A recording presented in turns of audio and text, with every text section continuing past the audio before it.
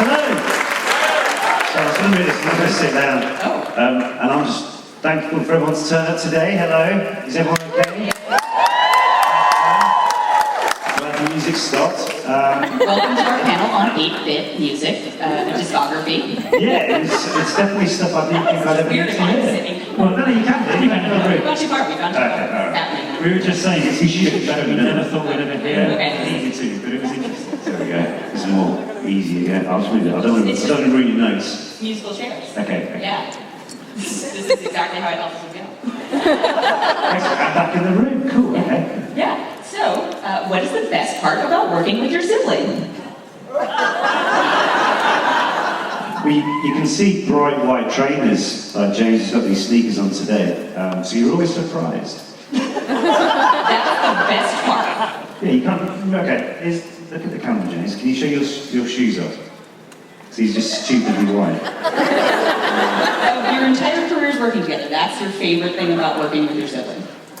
Yes. Okay, cool. Yeah, thanks a lot. I'm going to say something really deep and meaningful now, haven't I? So, Yes. Mine would probably just be because we were the only people on the whole cast to actually experience the whole Potter thing with our siblings, which was quite cool. So there was no jealousy at the dinner table later. What do you admire most about each other? Not his fashion sense. Is there a lot of like wardrobe stealing that goes on, or is it just kind of very separate stuff? I don't know, man. You guys are dressed pretty alike right now. I'll say that we're just very lucky to have been able to be in such a great thing together, and we're also able now to travel the world together. And we've probably done more things together than other twins our own age will have done, so we're just very fortunate for that. Surprisingly, empathetic reaction to that. So what are some of those interesting things that you've gotten to do as a byproduct of kind of this adventure you're on? Awesome stuff. There's loads of. There's a lot. Like stuff that we can't really ever think of. Oh, we do that. Like for example, we're huge soccer fans, so we were in Valencia earlier this year, and we were doing I think at Valencia Football Club, and they asked us to take penalties on the pitch at half-time in front of like 40,000 people. Missed. I want to make a joke about you right now. Yeah, but just experiences like that is a byproduct of being parts of the films, and also just coming to me like, I'm not just saying it to be like, suck you guys into a talk, but like standing in front of you guys and meet so many people here today with the photos and at the table, because when you film you don't have that connection to the audience, so this type of thing is beyond all of our expectations for this type of thing. We love meeting you guys and hearing your experiences from it. So yeah, it's awesome. So when you make a film, yeah. When you make a film, you don't have that connection to the audience, but when you do theater, you do. So what would your dream theater role be?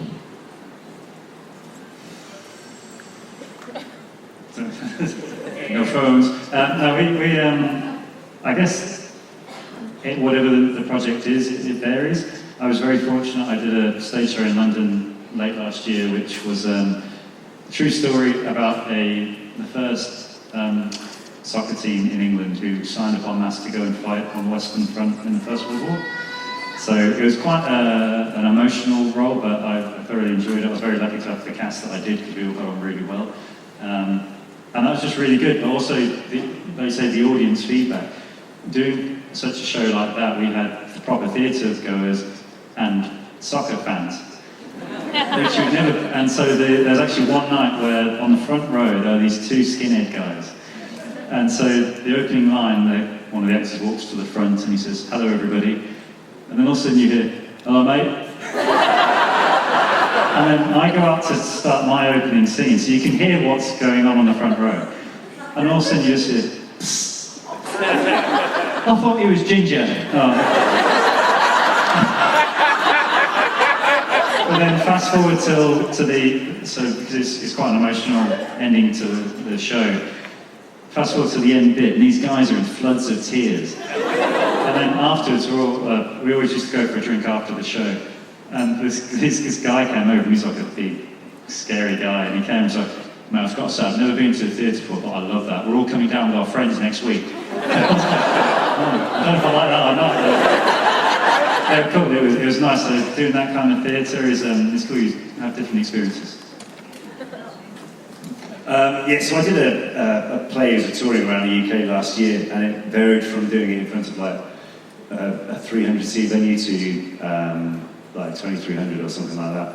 So you see a big difference in it, but it was more of like a whodunit type thing. So the general crowd for that is like retiree age.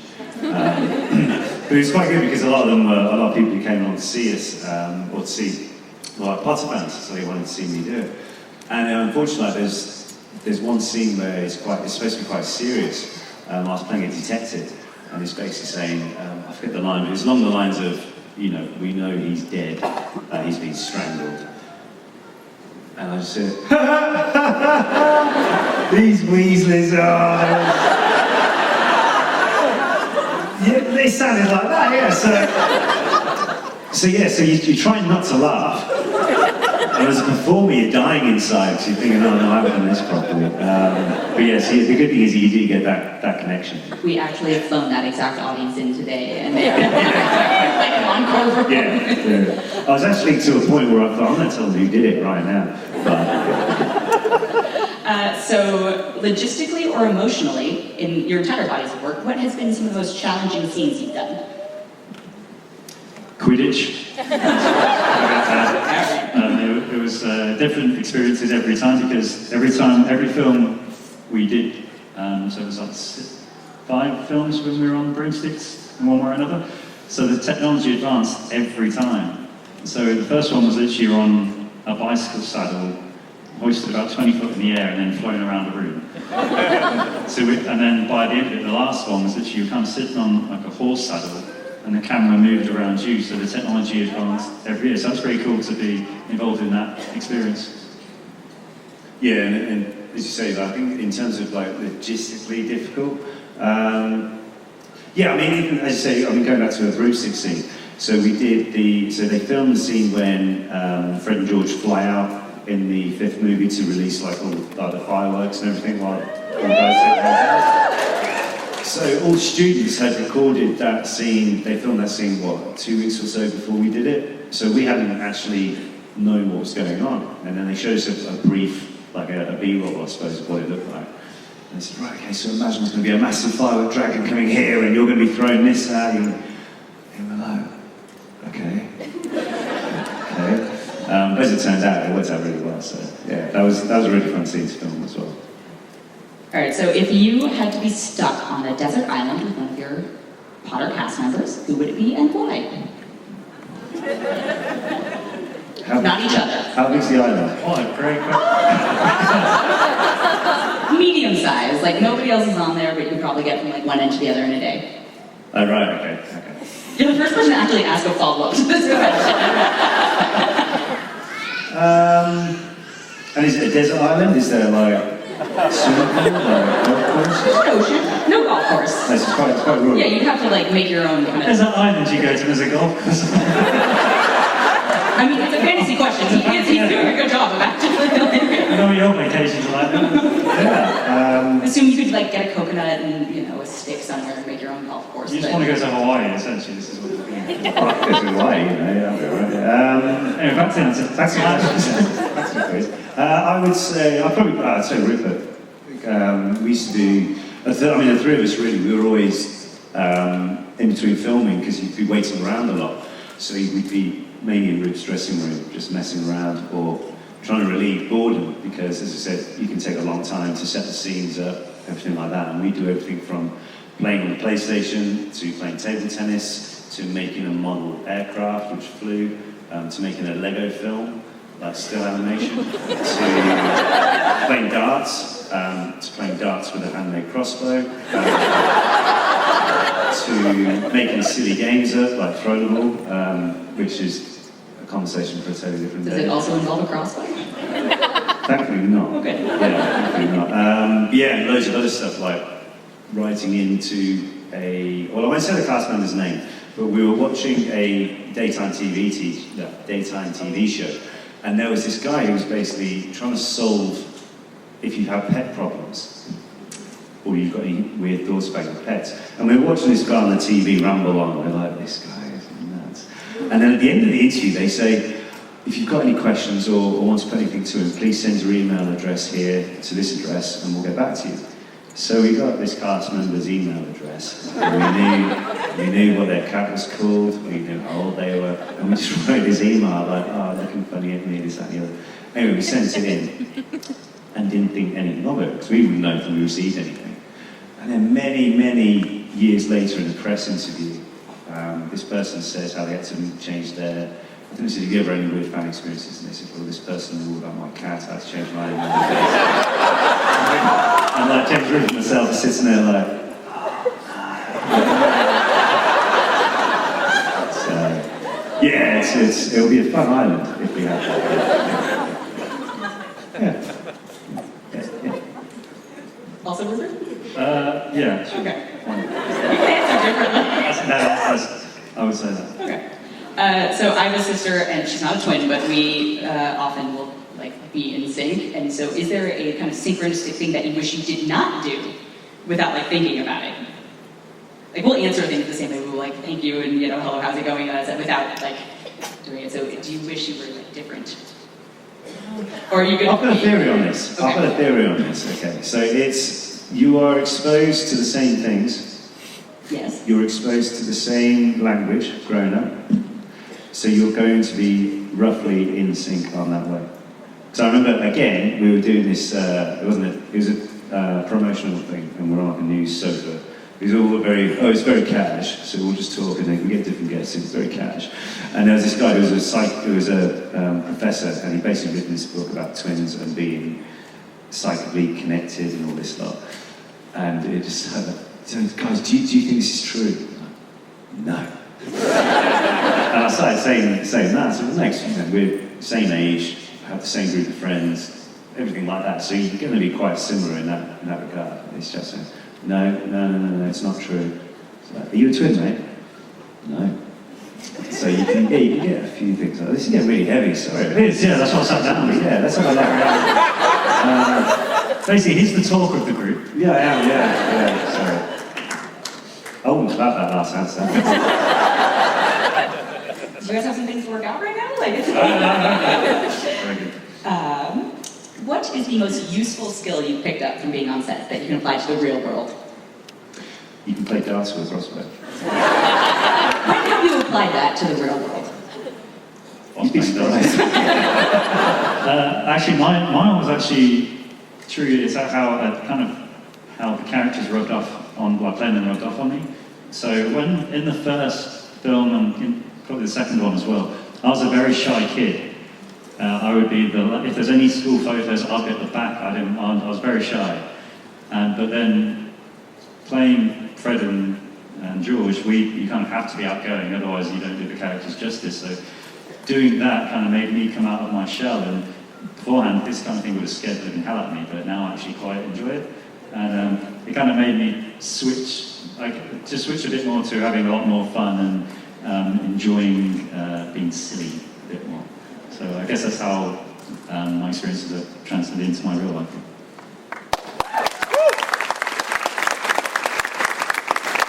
Yeah, I'd say a similar thing, just in terms of actually speaking in front of people like that is really cool, and embrace it.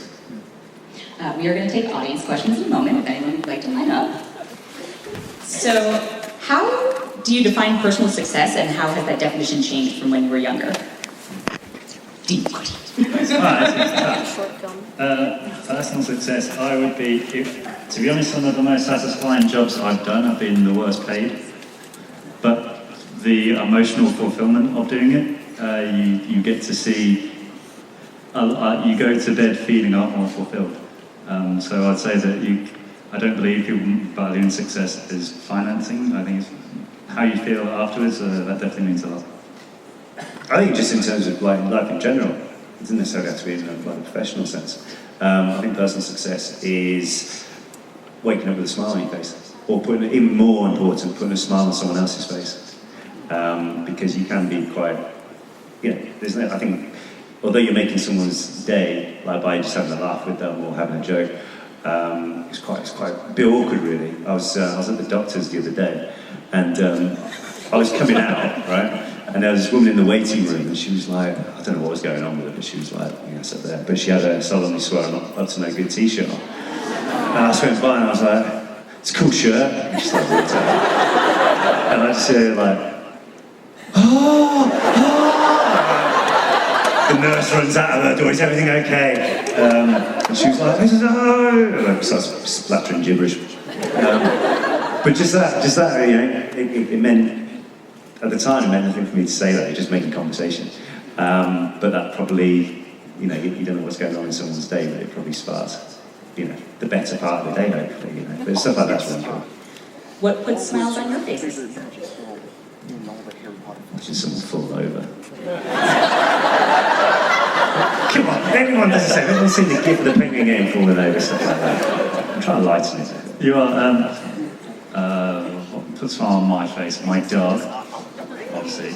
I would say just having a laugh, like literally just having a giggle.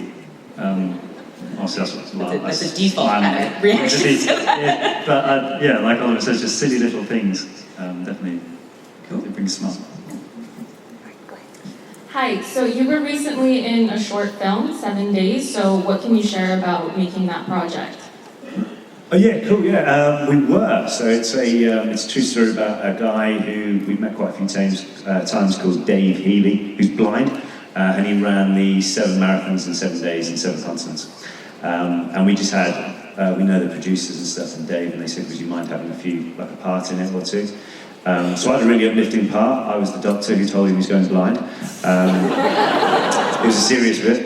And then James was... I can't remember. I was the pilot on the plane coming into land somewhere. And we had a cameo for, his nickname is Blind Dave. So Blind Dave was the co-pilot in the plane. So, yeah. That's why You can learn stuff as well, I think. Hello, Weasley brothers. So, what was your favorite magic spell that was used in one of the Harry Potter films? Mine was, I suppose I solemnly swear I'm up to no good, because that was the first real, I suppose, character for, a spell associated with a character, and especially for the Marauders map. So that was always really cool to say. And it was the first spell I actually said on camera. It was the first time actually that scene was the first time we ever saw Fred and George's wands, because we'd never seen them either. So that was trivia. What spell do you think would be most useful in your real life? For you, personally? It's not necessarily a spell, but... Or power? Well, a port key. Because it took me 13 hours of travel and 2 hours of immigration to come here. Or a port key would be done. That'd be very handy. Or Lumos. Because when I'm in a hotel room, I can never find the light switch, and I always wish to stuff myself or something.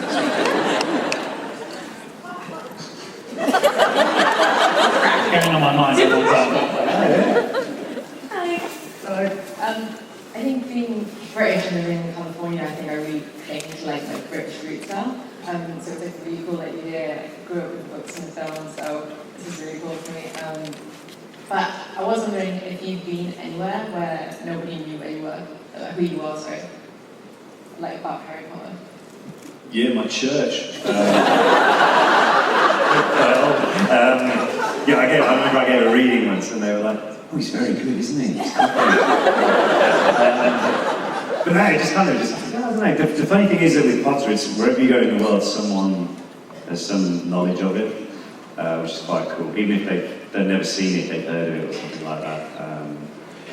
We've been in weird places and people recognise us. Yeah, I was once on holiday in Mexico, and I was swimming in the sea, just on my own, and this lady swam over to me, like kind of holding me from there. She was like, "Are you in Harry Potter?" Yeah, and she was like, "Cool," and just swam off.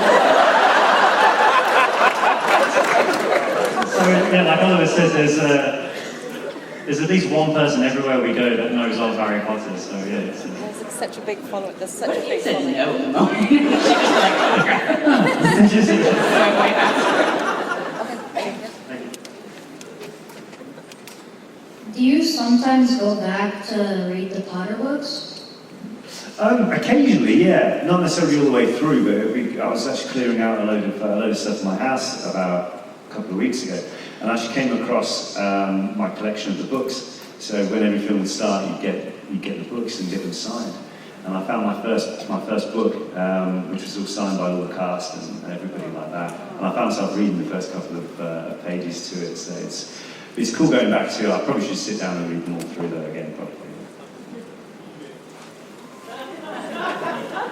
One day. Hello. Out of all of the wizarding worlds that you have visited, which one is your favorite? I'm not telling the politician answer here, they're all really good. And I'll just say that, to be honest, they're all got different quirks to them. We were just we went to the opening of the new Hagrid's ride in Universal Orlando. And I have to say, and I'm not just saying this, that is my favourite roller coaster anywhere in the world. I don't know if anyone else here has been on it, but it is pretty epic. But don't go on it after a load of butterbeers and butterbeer ice cream.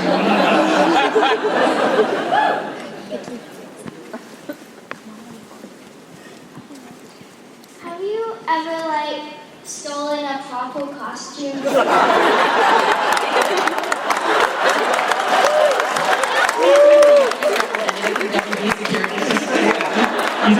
What does that mean? Are you wearing? No. Actually, I've got to be honest, I do have at home one of the. It was kind of really what you could get in your pocket. Out. Because I'll stop recording this. Yeah, stop recording. Ones, no way, they were straight back in. But I managed to get a bag from the Weasley's joke shop, and then 2 of the Skiving snack box sweets, so a nosebleed nougat and a purple one. I don't know which one that is.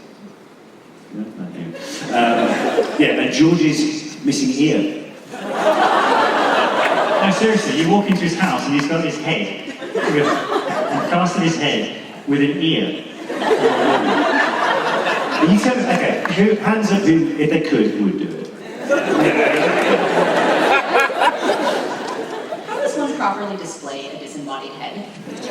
But it's not really it's not like it's being chopped off. So basically, when you have a prosthetic piece, they do a paper or a cast, a plaster cast of your head. So when you get your teeth done at the dentist, that gunk, they put that all over your head and shoulders, leave you for 15 minutes, and then take it all off and then make a bust of it. And then from that, they can develop the prosthetic piece.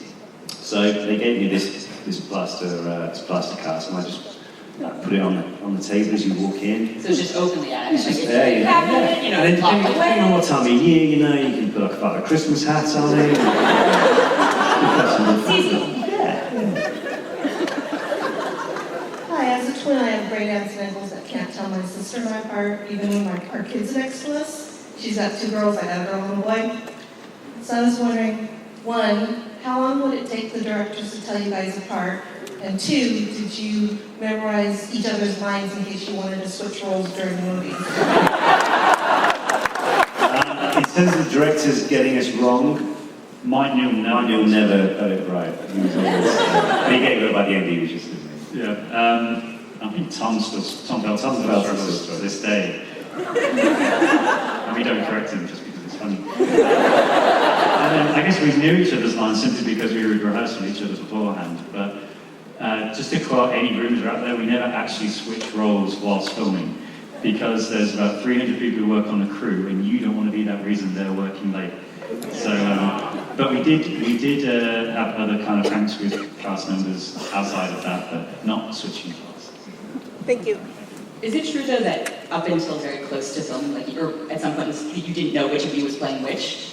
Oh yeah. So before the start of every film, you have a read-through, so you read through the whole script and everything. And we're sitting at the table with all the cast are around in a big room, and we still have no idea who's Fred and who's George. All we know is we sat next to each other, and it just says the names on either side. So we see the casting director Janet, and we say, "Who's Fred and who's George?" He says, "Yeah, good one, guys." No, really. So she walks round the corner, or round around the table, this big square, and David Hayman, J.K. Rowling, and Chris Columbus are sitting next to each other. And you see her just like walk over and like, oh, no. This is how I see it. It's not what they were saying, it's how I see it. And they come round, and Janet comes back around, and she says, right, okay, yeah, James, you're Fred, Oliver, you're George. So to this day, we have no idea whether it was just going over the notes of a big meeting they had in LA, or Chris Columbus just looks up and he's like, yeah, that was Fred, that was George. A coin toss, like very subtly under the table. They probably did. Yeah.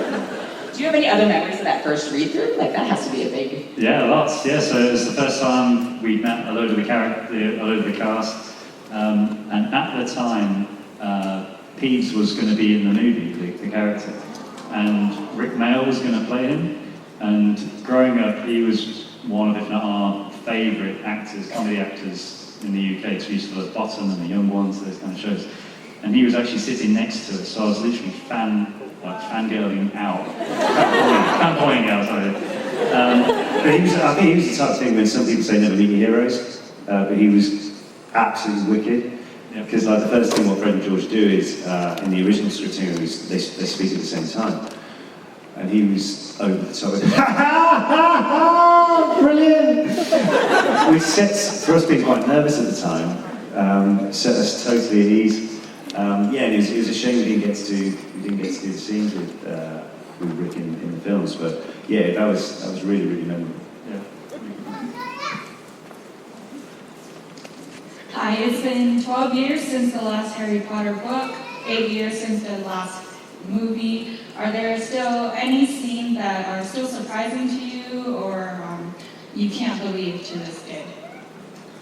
How do you mean? Is it like when we filmed it, or? Either when you read it in the books, in the scripts, or when you filmed it. I think the one that when I read it, I enjoyed reading about it, and then when we filmed it, I was excited to film it, was the Quidditch World Cup. Because we're huge sports fans, so we were like, how cool would that be to go to the Quidditch World Cup? And I was telling someone about this earlier, so in that sequence, when we filmed it, we were asked what kind of makeup would you like to be a fan, like you're a fan of Ireland, what would you like to have? So I said, I want a full shamrock on my face, I want as big as loud as possible.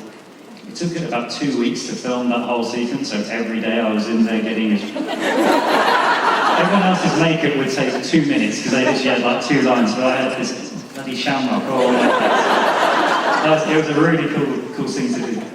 I remember they said, so like when you're on the gantry, like cheering when the team come on, and there'll be, there's a bit of action. I don't know, one of the players has just got hit or something. So remember, just like you're in a football game.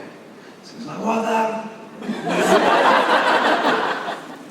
Okay, imagine you're not in a football game.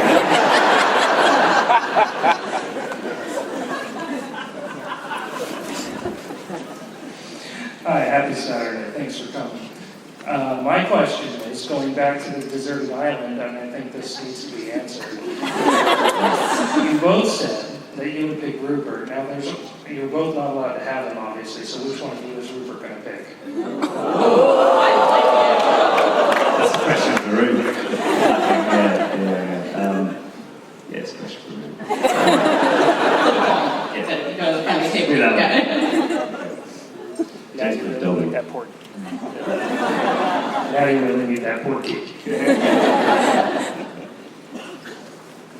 What's your favorite scene in any of the Harry Potter movies that you were in?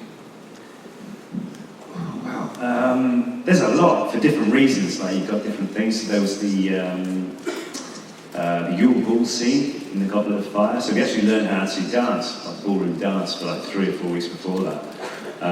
And we must have done really well because for all of those dance lessons, you see me do a half turn. We watch it back. We filmed that all. It was the week before Christmas as well, which was really cool. They did the schedule like that, and it was the first time I think that we had proper suits made, although they weren't that cool looking. But we were able to do all that. Yeah, the Yule Ball, I'd say. I would have to say when Fred and George could carry the Marauders map in Prisoner of Azkaban. That was the first time that it was pretty much just Oliver, myself and Dan doing the scene, and that was, and it's quite a pivotal part in the story because obviously the map comes in quite importantly. And also we filmed that on the hottest day in the UK that year, but it's set in the snow. So it was literally 100 degrees on that soundstage when we've got all the hat and like the scarves and everything else on. So literally, like when we were filming, it was like, just take them out. It was really good. We had a lot of fun doing that scene itself. Actually, my grandfather, when we were reading the scene with him beforehand, he actually said, well, why don't you do it like this? And then when we went down to meet Alfonso just to rehearse it, the director, he said, yeah, let's chop it like you were talking about. So that's quite cool to do. There were many emotional moments in all of the Harry Potter movies, but nothing broke me more than when Fred died. Spoiler, sorry. I haven't seen him. Why are you here? Never. I'm sorry. I wanted to know what it was like for both of you reading the script for the first time. Well, I started reading it, obviously reading the scripts and seeing what happened to George, like losing his ear, and I was like, oh no. And then a bit later I was like, oh, it could have been worse. At the coin toss, not the way it did that. Yeah, exactly. Yeah. And I honestly, so I read it. I'm going to tell this story. I'm sorry if anyone has heard this before, but so I was reading when the book came out. I was in Japan, and I was on the bullet train, and I get to this particular part in the book, and I was really surprised at what happened. I was then surprised that I was surprised at how close I'd got to the character without realising how attached I'd become. So I'm kind of like, oh. At the meantime, the ticket inspector is asking for tickets. So I'm literally like, I'm surprised at myself, but surprised at the characters, what's happened, and I'm surprised that I'm so attached. And this ticket inspector was like, ticket. So I was like, mate, I've just died here, just let me go. So yeah, that was quite a thing, but when it came to the actual day of shooting that, it was the easiest day's filming I've ever done. I literally just went to sleep. I'm sure it was more hard for him. Yeah, it went good. Yeah. Thank you. Feel better now. Hi, I was wondering, of the different sets that you were on for all of the films, which one was your favorite to film on? So the sets, the different sets. It's got to be Weasley's Wizarding Wheezes, purely because it was built for our characters. And it was literally like, we walked on stage when we walked onto the set when it was all fully dressed, all the other actors were on board, the camera was literally ready to roll. We had these really wicked tailored suits just made up. We were just like bowled up, you know, like, all right, how much 10 galleons, man? Like, we just started doing all that. Yeah, that was my favourite. It's a shame we didn't film more in the shop itself, because it was, if anyone's been to the studio tour in London, you can see like the full size of it, and the interior of that set was actually how we filmed it as well. Mine can't change whenever you think of it, because the sets for Potter weren't visual effects, they were pretty much all built. So I remember the first time we ever walked into the Great Hall to film on the first movie. We were exactly like when the kids enter for the first time, and you see that when they're all looking around, and that was exactly what we were like the first time we went on there. And because we filmed in there every film, we got quite attached to it. We even had soccer games in there. We rode BMXs around there when they weren't filming it. So yeah, we had some good times in the Great Hall. So Fred and George are quite a prankster characters, and you also mentioned doing some pranks. So I would like to hear some pranks that you do on the set and the crew members.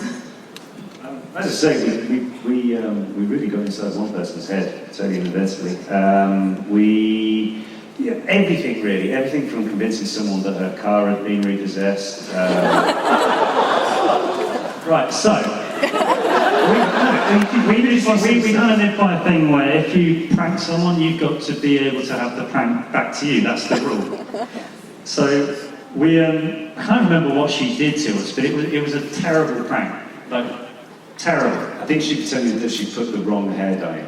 Yeah, something like that. So we thought, okay, well, we'll get you back for this one. She's the intern, by the way, in the hair and makeup department. And we were having a hiatus for a couple of weeks.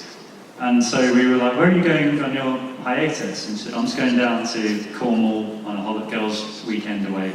Okay, cool. Went away, so we knew what her car registration was and her car, right?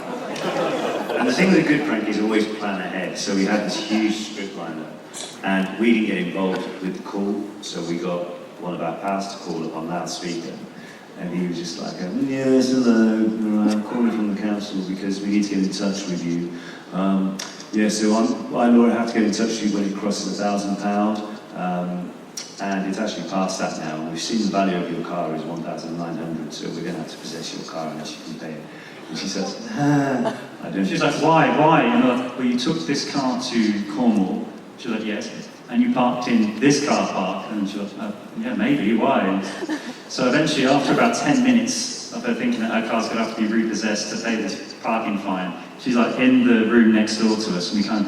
So we say to her, well, if you want to complain, the email address will be oliverphelps@wegotyou.com. So she then starts writing down, oh, for God's sake! Well, you could just do easy stuff like hammer on someone's door so they come running out, but you put a load of cling film over it. Oh, those are the best. What is the best joke that someone played on YouTube? I think after a couple of pranks, they learned not to. Yeah, it's like... Based on those stories, yeah, it seems like a safer choice. Yeah. I don't know, really.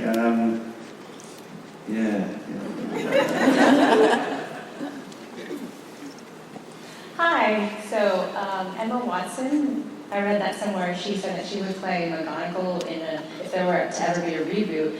Who would you guys play each and why? Dobby. Let's find the wardrobe. I can do the eyes. And then you could be Creature.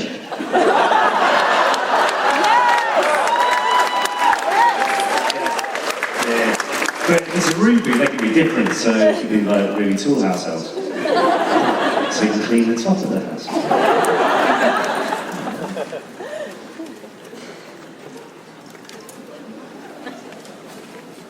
What's your favorite Harry Potter movie? To watch or to make? Watch. Watch. Which one am I in the most? Probably Deathly Hallows Part 1. Because I always wanted a wound and have my ear moulded off. It was quite cool. You haven't seen it, sorry, but I lose my ear. That was really cool scene spelling as well. I'd say the Philosopher's Stone or the Sorcerer's Stone, if you would. Just gets the first one.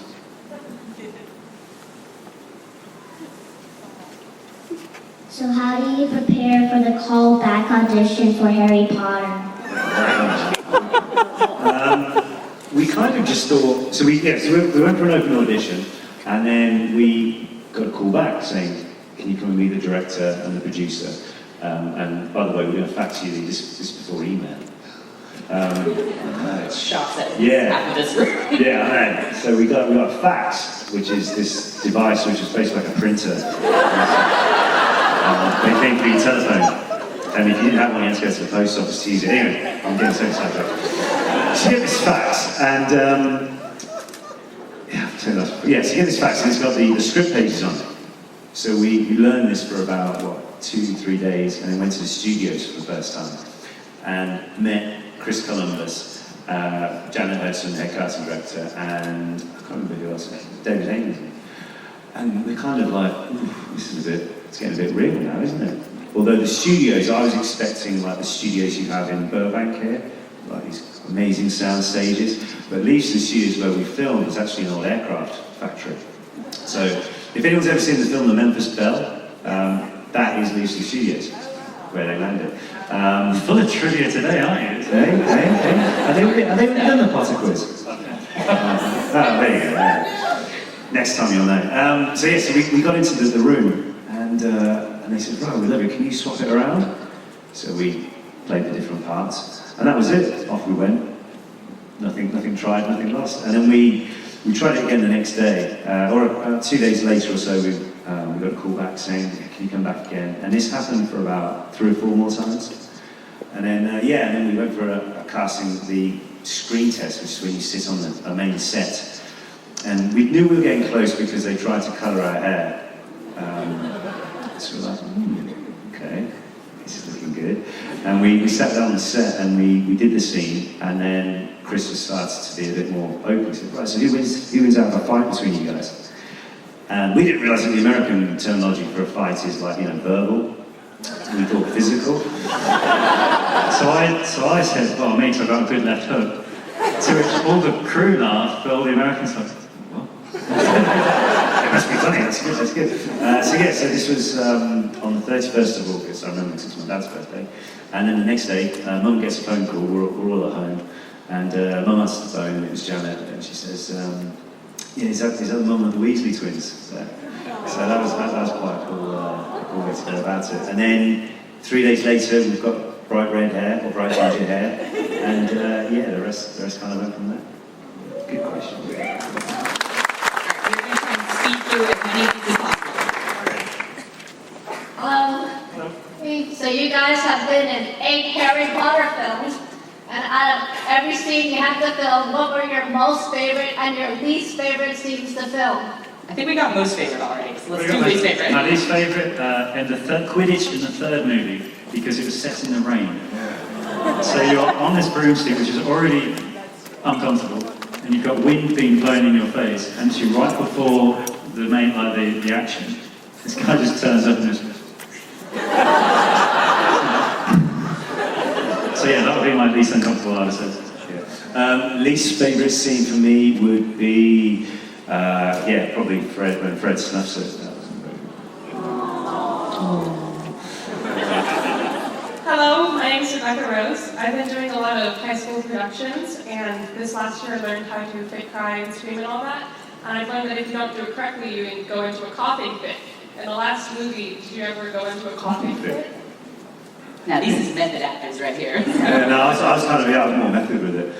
So you're already like emotional before you go on stage, and so you're thinking like about when you've lost a relative or something like that in real life. So you're already in that position, so you get on set already a bit, on edge. And then this makeup lady comes up and goes, blows a load of eucalyptus spray in your face. So that's where the tears come from. Try that next time.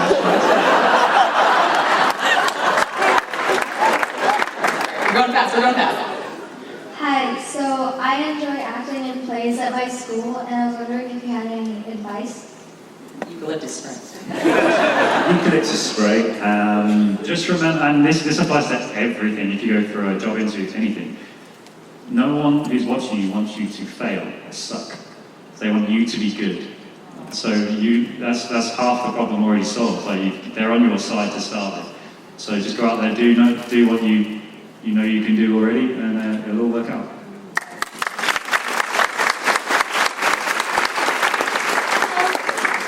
Which famous twins from literature or cinema would you like to play if you could? Sorry, say again. Which famous twins would you like to play from the cinema? Or cinema or literature? Or literature. If you had the chance. I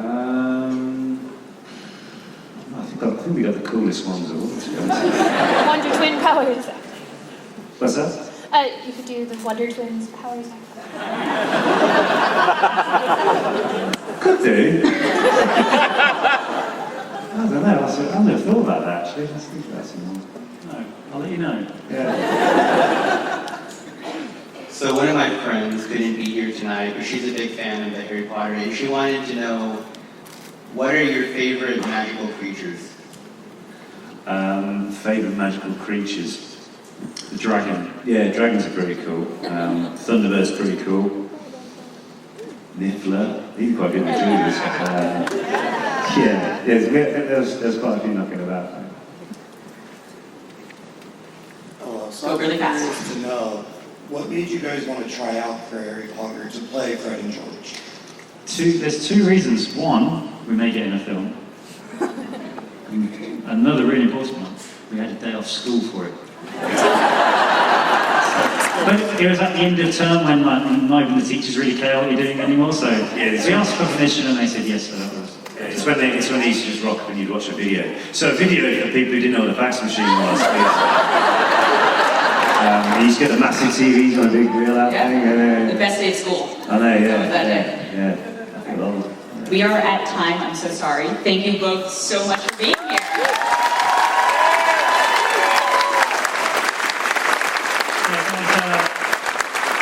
Again, thank you so much for your very warm welcome here to San Jose. We're having such a great time, and we love this area, part of the world, so thank you again. Hope you all have a